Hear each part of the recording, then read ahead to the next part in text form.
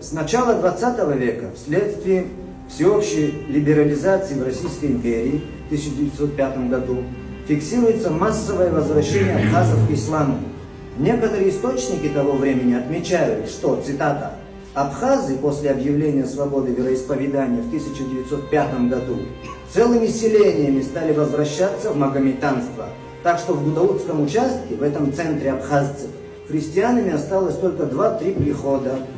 Советский этнограф Кавказоведжи Чурсин писал об этом так, цитата, «Как только в 1906 году была объявлена так называемая свобода совести и вероисповедания, оказалось к великому конфузу миссионеров и попов, что большая часть абхазов признает себя мусульманами». Таким образом, мы можем заключить, что у абхазов в разное время в различных селениях существовали мечети разных размеров и архитектуры.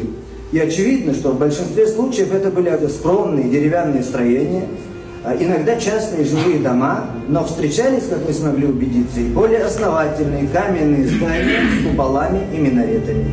И география существования мечети на территории Абхазии позволяет с уверенностью утверждать о несостоятельности тезиса о локальном распространении ислама среди абхазов.